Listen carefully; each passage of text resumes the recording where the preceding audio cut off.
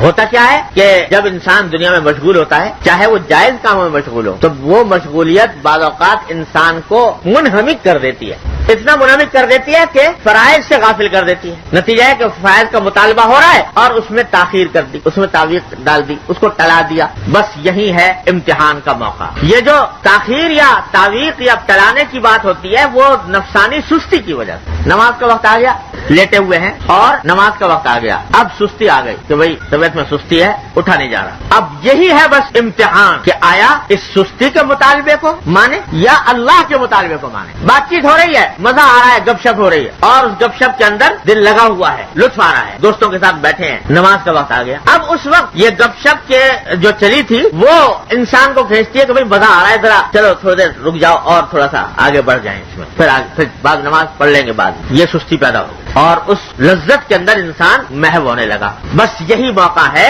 انسان کے امتحان کا کہ آیا وہ اس وقت اس لذت کے مطالبے کو یا سستی کے مطالبے کو ترجیح دیتا ہے یا حی علی الصلاح حی علی الفلاح کو ترجیح دیتا ہے۔ تو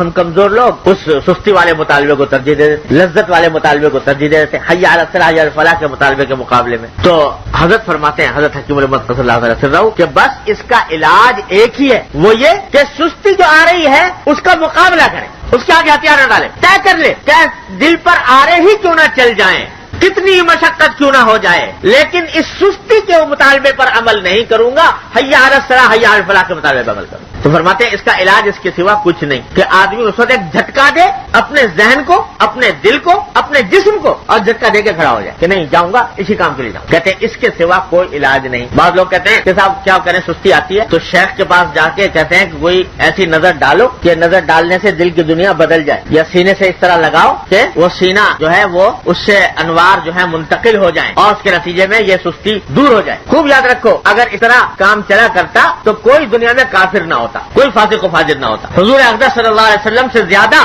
اس امت کا خیر خواہ اور اس امت کی فکر میں راتوں کو جاگنے والا کوئی اور ہو نہیں سکتا، لیکن آپ کے بارے میں فرما دیا قرآن نے انک لا تہدی من احببت، آپ جس کو چاہیں اس کو ہدایت نہیں دے سکتے، اپنی خوشی سے، اپنے اختیار سے کسی کو ہدایت نہیں دے سکتے۔ اللہ تعالیٰ نے یہ دنیا بنائی ہے دارالعمل، تو اس طرح سینے سے منتقل ہو کر سینے میں منتقل ہو جائے، نور منتقل ہو جائے، یہ نہیں ہوا کرتا۔ اللہ کی سنت یہ نہیں ہے۔ اللہ کی سنت یہ ہے کہ ہر انسان اپنے عمل کا مکلف ہے، اس کو سستی کا مقابلہ کرنا ہے، اور جتنا مقابلہ کرے گا اتنی ہی ہمت میں قوت آئے گی، اتنی ہی سستی دور ہوگی۔ یہ سستی کا علاج، سستی کا معاملہ یہ ہے کہ جس نے اس کے آگے ہتھیار ڈال دیے یہ اس پر چڑھ بیٹھتی ہے، جس نے ہتھیار ڈال دی، اور جو اس کے آگے ڈٹ گیا کہ نہیں اس کا مطالبہ نہیں مانوں گا، تو یہ سستی پھر اس کے آگے رفتہ رفتہ پگھلتی جاتی ہے، پھر اس کے اندر کمی آتی جاتی ہے۔